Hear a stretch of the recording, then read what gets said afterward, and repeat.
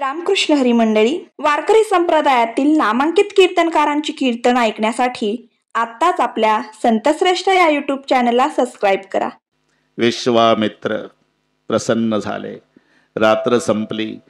प्रातःकाळी यज्ञाचा प्रारंभ झाला. पवित्र धूर आकाशात निघाला. संतोष महाराज आणि ते नेहमीचे राक्षस मारीची आणि सुबाहू अमंगल द्रव्य लेकर आसमान की ओर से आ रहे थे. बिंद भर बाण राम मारा सत सुसन का सागर पारा. बिंद भर बाण राम कही मारा सत जो जन का सागर पारा. आवक सर सुभाव पुनि मारा अदु संधि सासर कटक संगारा. सुभाव पुनि मारा सासर कटक संगारा. बिंद भर बाण राम दे मारा सत सुसन का सागर पारा. बिंद भर बाण राम दे मारा सत जो जन का सागर पारा. बिनु पर पान राम दई मारा सत जो जन का सागर पारा. बिना टोकाचा बाण मारला तर मारीची जाऊन पडला 400 कोस. अग्निबाणाच्या द्वारा सुभाऊचा नाश. बाकीचे राक्षस लक्ष्मणरावनं मारले. यज्ञ पूर्णत्वास गेला. यज्ञ पूर्णत्वास गेला. पण राजा जनकाकडे बऱ्याच दिवसापासून यज्ञ धनुष्य उचलायचा कार्यक्रम चालू होता. आणि मग प्रश्न पडला विश्वामित्राला, जर रामाला म्हणावं चला धनुष्य उचलायला तर राम काळद्यावर बोट ठेवणार आहे. तो म्हणणार आहे मेरे पिता ने खाजगी काम के लिए थोड़ा भेजा है, वो तो शादी का काम नहीं आ सकते बाबा. जावं लागलं का नाही आम्हाला. अहो कल्पना करा, तुम्ही आळंदीहून 20 विद्यार्थी आणले, भजनी बोली करून आणले. सकाळी काकडा बरं का, मग गाता भजन आणि हरिपाठ आणि कीर्तन उभं राहायचं चालेल. इथं 2-3 दिवस सप्ताह झाल्यावर एकानं डोकं चालवलं. हे दिवसभर रिकामीच राहतात ना पोरं. मग काही नाही, माझा मुलाचं लग्न आहे तेव्हा टाळ पखवात वरातीत म्हणतो मी. वा पाटील तुम्ही तर काकड्याला म्हणेन, इथं वरातीत नाचा. अगदी तो प्रश्न पडला विश्वामित्राला. आपण रामाला म्हणावं चला धनुष्य उचलायला तर तो म्हणणार आहे मेरे पिताने खाजगी काम केले नाही भेजा बाबा, वो खाजगी काम आहे. म्हणून शब्द बदलवून वापरले. श्रीराम जी मेरा तो यज्ञ पुरा हुआ. तर एक वेळ कमीच आहे पण एक 2-3 मिनिट घेतो पाटील. राजा दशरथीला निमंत्रण जनक राजाचं नाही. राम लक्ष्मण सुद्धा निमंत्रित पाहुणे नाही, परस्परे गेलेले आहे. आता नाही का बोवा लोक या सप्त्यातून त्या सप्त्यात, तसं विश्वामित्र यज्ञ पूर्ण झाल्यानंतर मिथिला नगरीला गेले. निमंत्रित पाहुणे नाही. हे ह विश्वामित्र महाराज सोबत गेले 2 विद्यार्थी. हे निमंत्रित नाही आहे, परस्परे गेले. दशरथाला निमंत्रण नाही. हा फार मोठा चिंतनाचा विषय आहे. अरे पटत नसलं तरी शेजाऱ्याला मुलीच्या लग्नाचं निमंत्रण दिल्या जातं. 20 वर्ष झाले शेजारच्या पाटला सोबत ह्या पाटील बोलत नाही, पण लग्न मुलीचं आहे. 20 वर्ष झाले बोलत नाही. नंतर कसं करावं, पत्रिका द्यायची आहे, पाहून घेतो. पाटील सकाळी धाराशिवला गेला. दिवसभर पाटील नाही, पक्क माहीत असते. आणि मग पत्रिका मुलीच्या लग्नाची घेऊन अंगणात, पाटील आहे का घरी, याला पक्क माहिती आहे. सकाळी गेलं धाराशिवला. पाटलीन बाहेर येते. ती चकित होती, तर 20 वर्षात पहिल्यांदा आलं. अहो या ना आत या ना, चहा घ्या. नाही पाटील आहे का घरी, अहो ते गेले धाराशिवला, संध्याकाळी येणार आहे. हे लग्नाची पत्रिका माझ्या मुलीची. आणि पाटलांना स्वतः पाटील पत्रिका घेऊन आलत म्हणा, लग्नाला यावं लागेल म्हणा. म्हणजे शेजाऱ्याला सुद्धा पत्रिका पटत नसलं तरी मुलीच्या लग्नाची दिल्या जाते. अरे मिथिला आणि अयोध्या हे नगर लागून लागून आहे. बरं दशरथ राजा स्वर्गात गेल्यावर इंद्र आपल्या आसनावर बसवतो एवढं वजन आहे, तरी दशरथ राजाला जनक राजानं निमंत्रण का नाही दिलं. एक 5 मिनिट लागल. 5 मिनिट. थोडक्यात सांगतो बरं का, थोडक्यात. याच्या मागचा इतिहास असा आहे. राजे जनक बंधू कुशकेतू काही सैनिक शिकार करण्यासाठी निघाले. मिथिला नगरीची हद्द संपून अयोध्येच्या जंगलात प्रवेश झाला. अतिवेगात, कधी लक्षात आलं नाही. अयोध्या 5-10 किलोमीटरवर राहिली होती महेश महाराज. तिथे एक कपिला गाय चरत होती.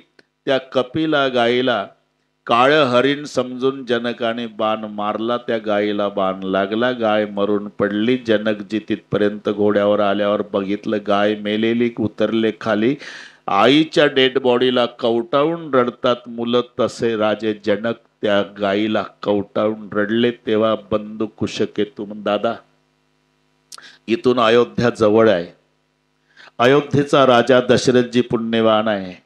आपण दोघही भाऊ त्या बाबाच्या पाया पडू, त्याला बोलवू, गाय जिवंत करायला लावून गायीच्या हत्येच्या पापातून आपल्याला मुक्ती मिळेल. आणि म्हणून सकाळची वेळ आहे. 2 सेवकांना बोलवलं, सांगितलं दशरथजीला बोलवून आणा. इकडे राजे दशरथ गुरु वसिष्ठजीच्या सोबत बाजार चौकातून मंदिरात चालले होते. हातात ताट पूजेचं तांब्या पाण्याचा. आणि हे सेवक सामोरून आले बाजार चौकात राजा जनकाचे. त्यांनी वाकून नमस्कार केला. प्रणाम सरकार, प्रणाम. कहा कि भाई मिथिला के खुशी की बात, महाराज जनक भी जंगल में आए, ये और खुशी की बात. लेकिन क्या, हमारे महाराज जनक जी के हाथों तुम्हारे अयोध्या के जंगल में गैया मारी गई. गैया मारी गई? ताटही पडलं पूजेचं, तांब्याही पडलं बरं का पाटील. एवढा धक्का पूर्वी राजांना बसायचा गोहत्येचा. बहुत बुरी घटना हुई करके तो आपको बुलाया गैया जिंदी करने के लिए. देखो भाई, इस समय मैं गुरुदेव के साथ पूजा करने मंदिर जाता हूं तो मैं नहीं आ सकता, लेकिन चिंता मत करो, गैया जिंदी करने की व्यवस्था करता हो. आता काय यंत्रणा असेल पाटील? मेली गाय जिवंत करण्याची व्यवस्था. उभे राहिले जनक राजे बाजार चौकात. एक सफाई कामगार झाडूवाला रस्ता साफ करत होता. आवाज दिला, अरे ओ भाई. झाडू टाकला आणि तिथून नमस्कार केला. जी अन्नदाता इधर आओ. पळत आलं ते फाटक्या कपड्याचं, फुपाट्यानं माखलेलं, केस विस्कटलेलं. अरे अपने अयोध्या के जंगल में महाराज जनक जी के हाथों गैया मारी गई. बाजार रास्ता बाद में साफ करना भाई. कमंडल में सरयू का जल भर के ले जाओ, गैया पे जल छोड़ो, गैया जिंदी करो, बाद में रास्ता साफ करो. आता नाही म्हणायची ताकद आहे का आता मिथिला नगरीच्या जनक राजाच्या सेवकाची? अरे मोदी साहेब ज्यांना पाठवतो तुम्हाला सोबत घ्यावंच लागेल का नाही? ते फाटक्या कपड्याचं, फुपाट्यानं माखलेलं, केस विस्कटलेलं, कमंडलूत पाणी घेतलं शरयूचं आणि यांच्यासोबत निघालं. जनकजी रडत होते. तिथपर्यंत आलं. आहे क्या महाराज दशरथ जी? नहीं तो गैया जिंदी नहीं होगी. होगी. अरे दशरथ जी ने तो जिंदी कैसी होगी? सफाई कामगार को भेजा. मग जनक जी उठले. का दशरथ का झाड़ू वाला गैया जिंदी करेगा? मरी हुई कौन? बुला. ते आलं. त्यानं कमंडलू सहितच नमस्कार केला राजाला. ते झाड़ू वाला, आपको भेजा है गैया जिंदी करने के लिए. जी सरकार. क्या काम करता है? तो मैं झाड़ू लगाता. दरबार में? अजय दरबार में सेवा मिलने के लिए बहुत जन्म का पुण्य चाहिए सरकार. दरबार तो देखा भी नहीं, तो कहाँ झाड़ू लगाता है? बाजार में. बाजार का झाड़ू वाला गैया जिंदी करेगा? मुझ में क्या ताकत है सरकार? लेकिन मेरा विश्वास है, जिस भंडार का मैंने अनाज खाया है, जिन्होंने छोटे का मुझे बड़ा किया है, बेटे की तरह पाला है, वो मेरा बाप, मेरा सरकार, मेरा दाता, मेरा राजा, मेरा महाराज दशरथ मन बचर कर्म से निष्पाप है. तो गो माते जल्दी उठ जा म्हणून कमंडलू वतला. तारकन उठली गाय.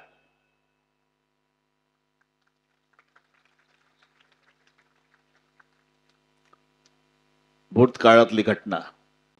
आज भाऊ कुशकेतू आठवण. दादा दशरथ राजाचे केवढे उपकार आहे आपल्यावर. मेली गाय जिवंत करून दिली. बाकीच्यांना साधे तपाला पाठवा, पण लग्नाचं निमंत्रण खास माणसं करून पाठवा. सभी को निमंत्रण दूंगा कुशकेतू, केवल दुनिया में दशरथ जी को नहीं दूंगा. क्यों भैया? अरे उस समय गैया जिंदी करने के लिए बुलाया था तो वो मंदिर जा रहे थे पूजा करने. तो गैया जिंदी करने के लिए सफाई कामगार को भेज दिया। आज भी मैं निमंत्रण दूंगा और जरूरी काम के लिए दूसरी ओर निकल गए और दूसरे झाड़ू वाले को भेज दिया तो मैं मेरे जानकी का भविष्य बिगाड़ना नहीं चाहता। दुनिया के सभी राजा को निमंत्रण दूंगा, केवल दशरथ को नहीं। म्हणून हे परस्पर आहे, परस्पर शब्द बदलून वापरला। विश्वामित्र म्हणाले, राम मेरा तो यज्ञ पूरा हुआ, हाँ, लेकिन जनक जी के यहाँ बहुत दिनों से धनुर्यज्ञ चल रहा। धनुर्यज्ञ? यज्ञ क्या गुरुदेव? हाँ, तो यज्ञ के लिए मैंने अवतार लिया है, चलो उसको भी पूरा करे। मग तैयार। धनुष यज्ञ सुनी रघुकुल नाथा, धनुष यज्ञ सुनी रघुकुल नाथा, धनुष यज्ञ सुनी रघुकुल नाथा, धनुष यज्ञ सुनी रघुकुल नाथा। हर्षि चले मुनि, हर्षि चले मुनि बर के साधा,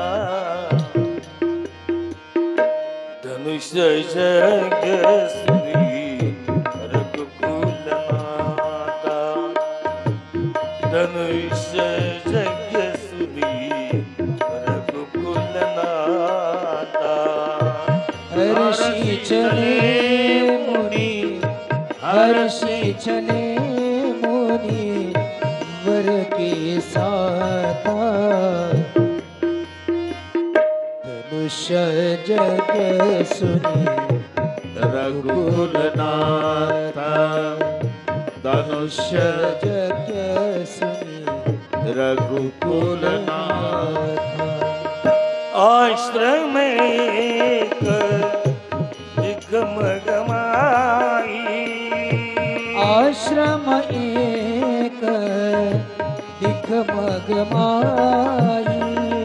खगमृग जीव जंतु तराई, खगमृग जीव जंतु तनाई, खगमृग जीव, खगमृग जीव जंतु तनाई, धनुष यज्ञ सुनी रघुकुल नाथा, धनुष यज्ञ सुनी रघुकुल नाथा। हर्षि चले मुनि, हर्षि चले मुनि वर के साथा, धनुष यज्ञ सुनी रघुकुल नाथा, धनुष यज्ञ सुनी रघुकुल नाथ, रघुकुल नाथ, रघुकुल नाथा। धनुष्य यज्ञ सुनी रघुकुल नाथा चले हर्षी मुनिवर के साथा। विश्वामित्रासोबत राम लक्ष्मण मिथिला नगरीकडे जायला निघाले। आश्रम एक दिकमगमा, सुंदर आश्रम रस्त्यात बघितला, पण त्या आश्रमात वास्तव्याला कोणी नाही आणि दरवाजात मोठा दगड। म्हणून रामचंद्र म्हणाले, गुरुजी एवढा सुंदर आश्रम आहे, वास्तव्याला कोणी नाही आणि दगड दरवाजात आहे। हा दगड नाही रामा। मग हे अहिल्या गौतम ऋषीची पत्नी। दगड का झाली? शापानं। कोणी दिला? गौतमानं। का दिला? त्याच्या मागे फार मोठा इतिहास आहे। मग सांगा ना। पण 4 वाजून गेले, नंतरही सांगा। बरं सांगतोच।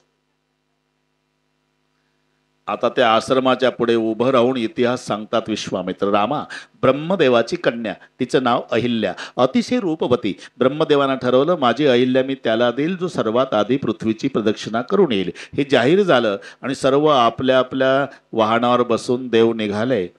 इंद्र ऐरावतावर, महादेव नंदीवर, गणपती उंदरावर, कार्तिकजी मोरावर। तेव्हा गंगा स्नान करत होते गौतम ऋषी दुपारचं। प्रत्येकाला विचारायचे, अरे देवता लोग इतने जल्दबाजी में का जा रहे? प्रत्येकाला वाटायचं या म्हाताऱ्याला सांगत बसावं, मागचं ओव्हरटेक करून गेलं, डीजेला गेलं, नंबरही गेला, है ना, ठीक आहे। शेवटी वाहन थकलं गणपतरावचं। थकण्यासारखाच कार्यक्रम आहे. कसा काय वाहन वाटप झाला महादेवराव? तब्येती पाहू पाहू तर मोटरसायकल दिल्या पाहिजे होत्या. एवढा मोठा गणपती, एवढासा उंदीर, कसं होत असेल त्याचं? कधी कधी 120 किलो वजनाचा माणूस जेव्हा लोणावून हायवेने चालतो, तो लोणाचा काळा धूर बघितला, अरे अरे वाटतं याच्याकडे उंदीरच दिसते. हे गणपती बाप्पाचं वाहन थकलं म्हणून सांगतो. मग विचारलं, गणेशजी जल्दबाजी में देवता लोक का जा रहे? अहो ती ब्रह्मदेवाची कन्या अहिल्या त्याला माळ घालणार, जो सर्वात आधी पृथ्वीची प्रदक्षिणा करून येणार आहे. गणपती निघाले. रामा दुपारचं स्नान आटोपून येत होते वापस गौतम आश्रमाकडे. एक कपिला गाय व्यायला झाली होती रस्त्यात. तिचा वासराचं तोंड बाहेर आलं होतं. गाय पृथ्वीचं रूप आहे रामा. ओल्या कपड्यानं गौतमानं त्या गायीला 5 प्रदक्षिणा घातल्या. 5 पृथ्वी प्रदक्षिणा पुण्य संपादन करून गौतम सत्यलोकात आले. 5 पृथ्वी प्रदक्षिणा केल्याबद्दल गौतमाला आपली अहिल्या ब्रह्मदेवानं प्रदान केली. विधिवत लग्न सोहळा संपन्न झाला. पार शेवटचं मंगलाष्टक चालू होतं पाटील. वाजंत्री बहुगल बलान करणे, कोर्यात सदा मंगलम शुभ मंगल. सावधान. केव्हा पोहोचले हे 120 वाले? याचं लग्न उरकल्यावर सर्वात जास्त राग आला इंद्राला. काय ब्रह्मदेवा, असं वशिल्यानं द्यायचं होतं तर पेपरला जाहिरात दिली कशाला? वशिलावर का नाही? वशिला काय नाही, हे तर म्हातारा आंघोळ करतो नदीत, आम्हाला ओव्हरटेक करून आलंच नाही. अहो त्यानं गायीला घातल्या 5 प्रदक्षिणा. गाय रूप पृथ्वीच आहे म्हणून माझी आई. ठीक आहे, इंद्र म्हणतात मला एकदा तरी बाद आणेल तिच्या पातिव्रत्याला. असे काही दिवस गेले रामा. मध्यरात्र होती. अग्नीला कोंबडं केलं आणि इंद्र गौतम झाला. इशारा केला आणि कोंबडं आरवलं.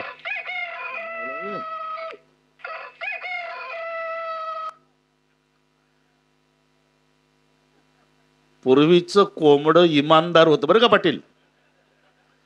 बरोबर पहाटे ओरडत होतं. या बैमनानं कुठून आणलं शंकरीत हायब्रिड कोंबडं हे? आता काय पहाट आहे का रे? आणि कोंबड्याच्या आरवण्यावर व्यवहार चालायचे. कोंबडं आरवलं की माणसं जागी व्हायचे. ते इंद्र गौतम झाला, अग्नी कोंबडा केलं आणि ते आरवलं. खऱ्या गौतमाला वाटलं स्नानाची वेळ आहे म्हणून खरे गौतम स्नानाला गेले ना हा नकली गौतम आत प्रवेश करतो. तिकडे गंगा साक्षात बोलली, माघारी फिरा गौतमा, मी गंगा बोलतेय, स्नानाची वेळ नाही, मध्यरात्र आहे. स्नान न करता गौतम वापस दारावर थांब. दारोगाड. आतली अहिल्या घाबरली. बाहेरून माझ्या पतिदेवाचा आवाज येतो. आतला कोण? इतकी घाबरली. घाई घाई दार उघडलं तर हा नकली गौतम म्हणजे इंद्र पळून जाऊ लागला. असली गौतमानं लाल डोळे. ओळखलं इंद्रा, माझ्या माघारी आलास, 1000 भग पडतील तुला. म्हणून इंद्रा पडली भगे. उशाप द्या. धनुष्यभंगाचा आवाज ऐकशील, सहस्त्राक्ष नाव प्राप्त होईल तुला. अग्नीकडे. काय अग्नी, कोंबड्याहून मदत केली का याची? शाप आहे तुझ्या, ज्वाला काळा पडतील. म्हणून अग्नीच्या ज्वाला काळा. ऊसाचं पाचट पेटवा नाही तर रॉकेलची चिमणी, वरचे टोक काळपट असतात. हा गौतमाने दिलेला शाप. अग्नी घाबरला. उशाप द्या. उशाप. जा सर्व भक्षक होशील. म्हणून आपण वलं जळतो वायला जळतो सर्व भक्षक. तोपर्यंत अहिल्या घाबरलेली. यांना एवढा शाप, माझं कसं? आणि तिच्याकडे लक्ष गेल्यावर लटलट कापायला लागली. डोकं बदलून घेऊ लागली. क्षमा करा स्वामी, एवढा गुन्हा माफ करा. पतिदेव एवढा अपराध पोटात घाला. पतिदेव एवढा गुन्हा माफ करा. पतिदेव एवढा गुन्हा माफ करा. पतिदेव क्षमा करा. काय क्षमा करा?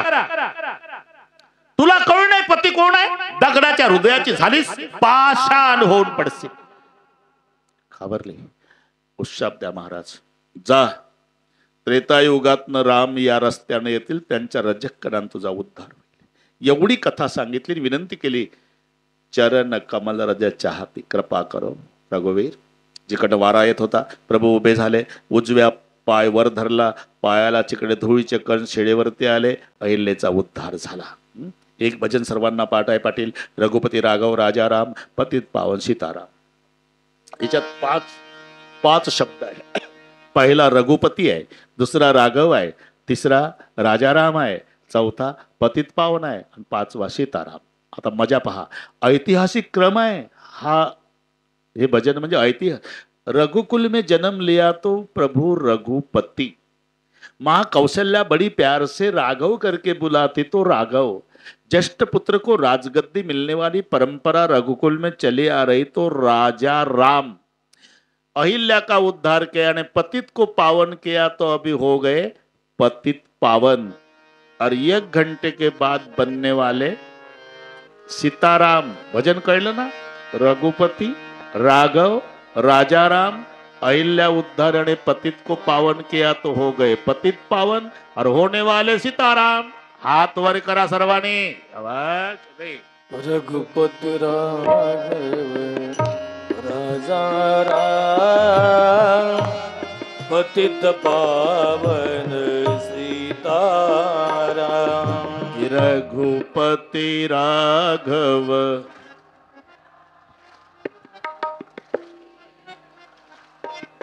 सीता. आहा.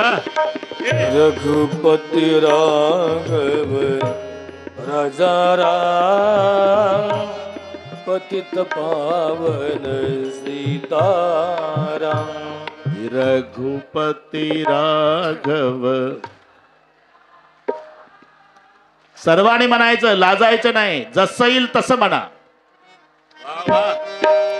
सीताराम सीताराम पतित पावन सीताराम.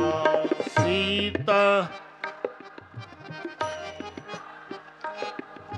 पतित पावन. ये बा.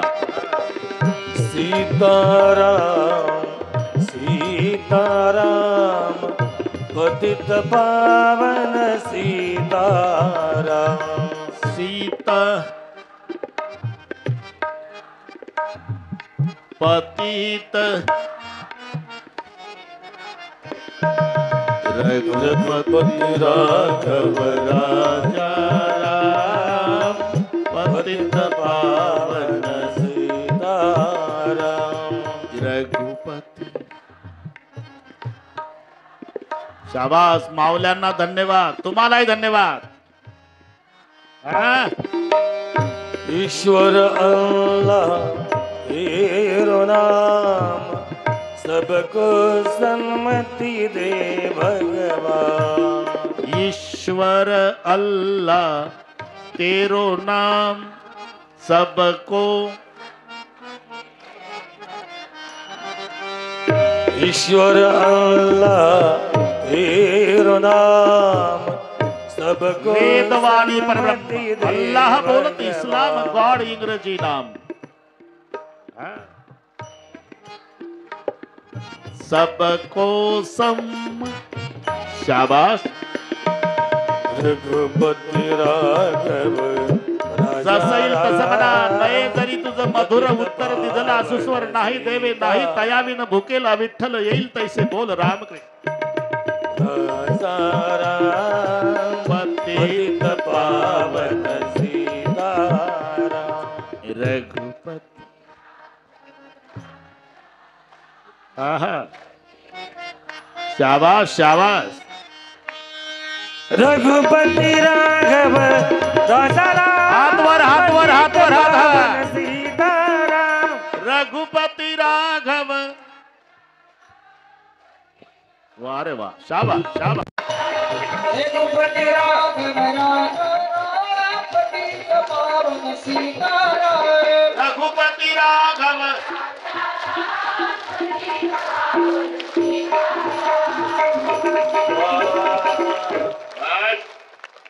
पाटील. अहिल्या उद्धार करून प्रभू पुढे निघाले. पुढे गंगा माता लागली. गंगेमध्ये स्नान केलं. गंगा उत्पत्तीची कथा विश्वामित्रजीने श्रीरामाला सांगितली. आता मिथिला नगरीच्या हद्दीत प्रवेश झाला. राजा जनकाची मोठी आंबेराई होती. दाढ सावली देखी अनुप एक अंबराई. पूर्वी मोठ्या मोठ्या आंबेराया होत्या जुनी मंडळी. एका आंब्याच्या झाडाच्या सावलीत बरं का पाटील दुपारची गुरं बसायची अख्ख्या गावातली एकाच झाडाच्या सावलीत. एका आंब्याच्या झाडाला कैऱ्या आल्या, पुऱ्या गावाला सुकाळ. एकाच झाडाच्या कैऱ्या. आता डोक्या एवढंच झाड असते आंब्याचं, हापूस 10-12 कैऱ्या, मालक खुश. 12 कैऱ्या पूर्वी है ना. महादेवराव पूर्वी याच्यात कोणी आज्या बसल्या असतील बरं का, आज्या, म्हाताऱ्या आज्या, त्या आंबेराईचं गाणं म्हणायच्या. आजा मेलेला, नातू मांडीवर घेतलेला, आणि आज्याचं कर्तव्य सांगण्यासाठी, कर्तबगारी सांगण्यासाठी म्हातारी आजी आंबेराईचं गाणं नातवाला. पूर्वी गाण्यात, अरे गाण्यात प्राण होतात. पटेल हे पा जात होतं का नाही, जात जात म्हणता म्हणता गेलं ते, पण होतं ना. याच्यात बरेचसे जुने लोक माय दळत होती हे मांडीवर झोपले होते. आठवा तुम्ही, आठवा लहानपण आहे ना. गिरण्या नव्हत्या, मायच्या मांडीवर. गारठ्याचे दिवस पाटील, गारठ्याचे. 5-5 किलो दळायची माय, घामानं भिजायची, घामानं. पण दळण बंद नाही करता येत होतं गारठ्यातही. का? 25 लोकांचा स्वयंपाक करायचा आहे, पीठ पुरलं पाहिजे. मायला काळजी. लेकरू मांडीवर, मध्येच लेकरू रडायचं तर त्याला डाव्या हातानं थापटायची, पण दळण बंद नाही, एकाच हातानं जातं ओढायची. त्या मांडीवर निजलेल्या लेकराला माय उपदेश करायची. म्हणून वृद्धाश्रम नव्हते पूर्वी. हे उपदेश त्याला मांडीवर मिळायचा. माय दळताना गाणं म्हणायची. यांना पाठ आहे, फक्त ह्या सांगत नाही मला. थोडासा स्वर लांब असतो त्याचा, जुन्या मावल्या बसलेल्या आहे, लांब असतो. नको रे म्हणू पुता, मांडीवर. होऊन जाऊ त्याला, दळण चालू आहे. आता निजला माझ्या राजा, मोठा होशील, तो लग्न होईल, बायकोचं ऐकशील, आणि मांडीवर जिनं झोपवलं तिला लात मारून हाकलून देशील. हे गाण्यातून बरं का. नको रे म्हणू पुता, मायले येडी जाती, अरे तुला रे जन्म द्या, अस्तुरी कुठं होती. ते ऐकायचं बरं का लेकरू, ऐकायचं. मातेचे उपकार काय फेडसी येड्या जीवा, अरे मांडीचा चौरंग नेत्राचा केला दिवा. मरेपर्यंत विसरत नव्हते लेकर मायला. हे गाणं मांडीवर उपदेश असायचा. मांडीवर लेकरून वाढ, आंबेराई, आंबेराईहून वाढलं. कुणीकडे जातो मलाही कळत नाही. आंबेराई. दात पडलेले म्हातारी आजी, आजा मेलेला, नातवाला मांडीवर घेतलं, आणि नातवाला आजोबाचं कर्तृत्व सांगण्यासाठी गाणं आंबेराईचं. आंब्याची आंबराई, नातू मांडीवर. आंब्याची अंबराई, आल्या गेल्याले सावली, तुया आज्यानं लावली. बस उद्देश एवढा. कठीण झालं बाबा बरं का पाटील, एवढंच उद्देश. मी का सांगतो,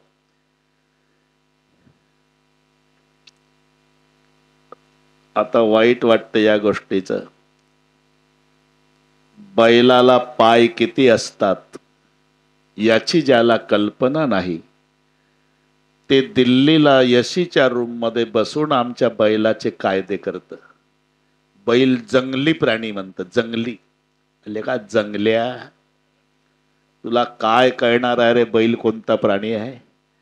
बैल कोणता प्राणी आहे याचा अनुभव घेण्यासाठी तुला मराठवाड्यात कास्तकाराच्या पोटी जन्म घ्यावा लागेल, तर बैलाची किंमत कळेल.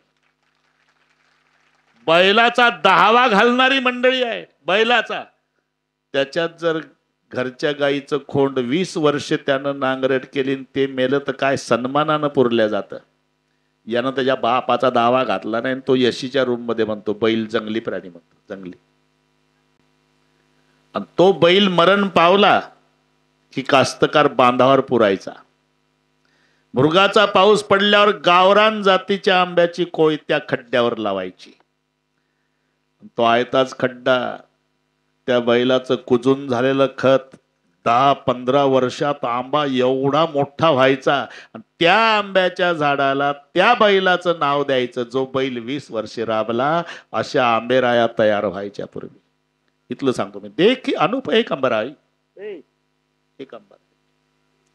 राम लक्ष्मण चाललेले विश्वामित्र सोबत आहे. रामा, मला का नाही या आंबेराईत बरं वाटते, आपण इथंच थांबू. मग गर्द सावली आंबेराईत थांबले. कोण? 3 जण. विश्वामित्र, राम लक्ष्मण. राजा जनकाला कळालं. जनकजी आले. थोडेसे बाजूला गेले ते राम लक्ष्मण. विश्वामित्राच्या पाया पडले राजे जनक. तेवढ्यात राम लक्ष्मण आले. दोघालाही जनकानं लांबून पाहिलं. मनात भरले पोरं. म्हणले जावाई करण्याच्या लायकीचे आहे. म्हणजे आपल्या भाषेत मुलं बघायचा कार्यक्रम आंबेराईत झाला. कोणाचा बैल बाजारात होतो, कोणाचा पाना टपरी पुढे होतो, कोणा स्टँडवर ते ते ते उभा आहे का नाही, हा तोच नवरदेव. ते गुटक्याची पुडी खातं का नाही, हा तोच.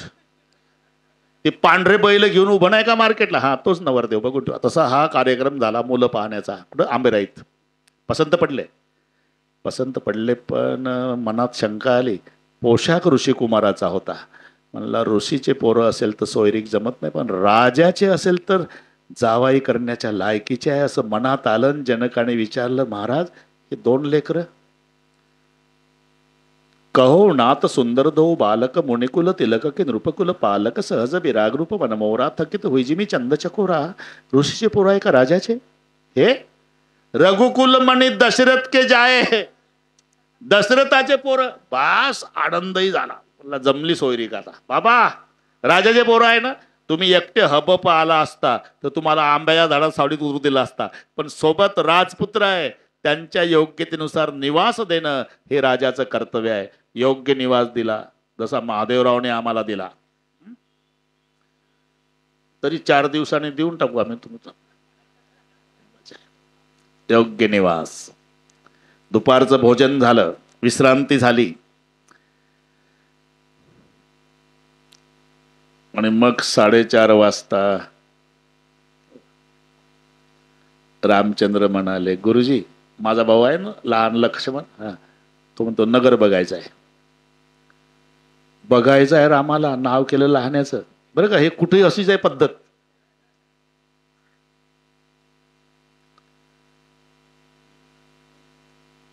तो जाओ.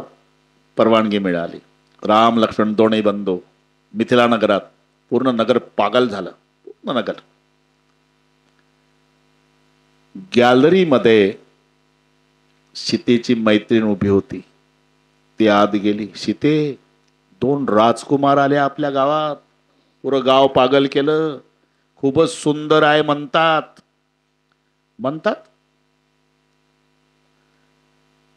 तू बघितलं नाही का? नाही ना. का? खालून चालले, चेहरे दिसत नाही. असं आहे का? आता मागच्या रस्त्याने येईल. तुम्ही मागच्या गॅलरीमध्ये उभ्या राहा. अगं दिसत नाही. ऐकून तर घे. मागच्या गॅलरीत उभी राह. वंजळभर अक्षदान फुलं घे आणि तो खालून आला की वंजळ टाक त्याच्या डोक्यावर. ते काय पडतंय म्हणून वर बघल. किती देखणं आहे सांगायला आत ये. सीतेची युक्ती. मी तिथंच होतो म्हणून ह्या भानगडी माहिती आहे मला. हा, मागणं आल्यावर पाटील जेव्हा वंजळी टाकली अक्षदा फुलं, पाहलं रामानं. मुखचंद्र पाहला, पागल झाली ना सखी. आली. सीते बहुत सुंदर है, देखे तो है ना? हाँ बताओ ना. नहीं बता सकती. का? ज्या डोळ्यानं पाहला त्या डोळ्यांना बोलता येत नाही. ज्या जिभेला बोलता येतं ती आंधळी आहे. तिनं रामाला बघितलं नाही. काय उत्तर आहे सखीचं? आंख को जबान नहीं और जबान अंधी है, बोल नहीं सकती. हाँ, जबान अंधी है, नहीं देखा. जबान को आंखें नहीं, आंख को जबान नहीं. सर्वांना दर्शन देऊन प्रभूजी आले. रात्र संपली. सूर्योदय झाला. गुरुदेव काय तुमच्या करता राजा जनकाच्या पुष्पवाटिकेतून पूजेसाठी फुलं आणू? जाओ. परवानगी मिळाली दोघाही भावाला. फुलं आणायला आले पुष्पवाटिकेत. त्याच दिवशी गौरी पूजन करण्याच्या उद्देशानं सीतामाई 8 सखी समवेत, 2 सख्या पुढे, 2 मागे, 2 डावीकडे, 2 उजवीकडे, सर्वात पुढे एक सखी होती. तिनं फुलं तोडणारा राम जानकी जिन्होंने कल पूरा गांव पागल किया ना, देखन बाग कुंवर 2 आए, बगीचा देखने आए दोनों. आता सखी पुढं सीता मागे. आताची सखी सद्गुरू आहे, सीता साधक आहे, राम साध्य आहे. सद्गुरूचं कर्तव्य काय आहे? साधकाला साध्यापर्यंत नेणे, बाजूला होणे. दाखवून दिलं, सखी बाजूला झाली. सीतामाईचे 3 प्रकारचे अलंकार सांगितले. पायातली पैजन, कटी मेखला आणि हातातले कंकण. आध्यात्मिक तत्वात हातातले कंकण समर्पण आहे, कटी मेखला संयम आहे, पायातली नृपुर सदाचार आहे. सदाचार, संयम आणि समर्पण या 3 दागिन्यांनी सीता सुशोभित आहे. जिच्या पैजनाचा आवाज म्हणजे जिच्या आचरणाचा ध्वनी भगवंताच्या कानी, तिचं आचरण कसं असेल. पैजनाचा आवाज ऐकला आणि प्रभू म्हणाले, लखन यही जानकी. तात जनक तनयाय सोई, धनुष्य जग जय कारण होई, धनुष्य जग जय कारण होई. श्री राम जय राम जय जय राम, श्री राम जय राम जय जय राम, श्री राम जय राम जय जय राम. जास बिलो की अलौकिक शोभा, सहज पुनीत मोर मन शोभा, सहज पुनीत मोर मन शोभा. श्री राम जय राम जय जय राम, श्री राम जय राम जय जय राम, श्री राम जय राम जय जय राम. धनुष्य यज्ञ जही कारण होई, इनके लिए चल रहा. भावुक दृष्टि लक्ष्मणावर प्रभु. सखी म्हणाली, सीता चल 4:30 बज गए, ये लोग कल भी आएंगे. गौरी पूजन करना है. आणि मग सगळ्या सख्या समवेत गौरीचं स्तवन सुरू झालं. आपण सगळे माता तुळजा भवानीच्या दरबारात आहोत. जो नवरात्र के दिन दांडिया खेले. हातवर हातवर करा, हातवर करा, हातवर.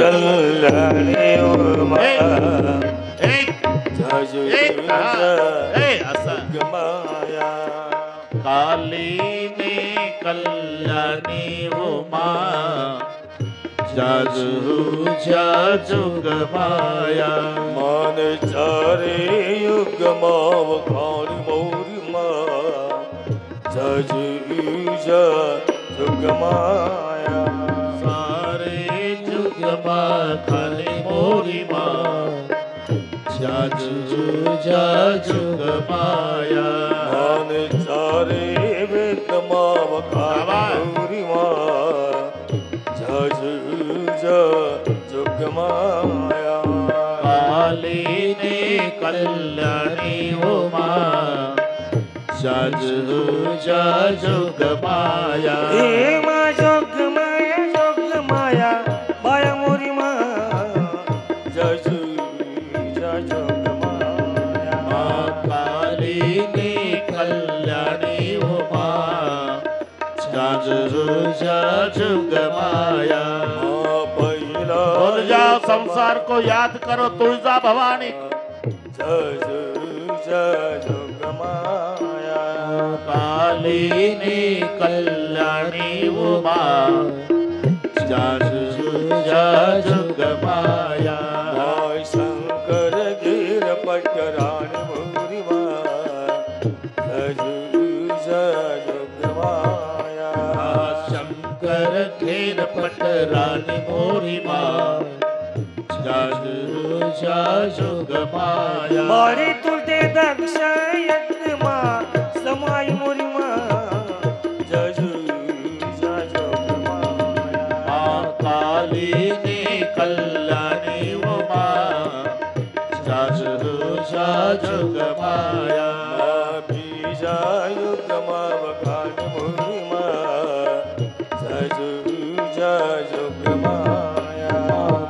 कालिनी कल्याणी जुग माया रामचंद्र गिर पट्ट राणी मोरी जुग माया रामचंद्र घेर पट राणी मोरी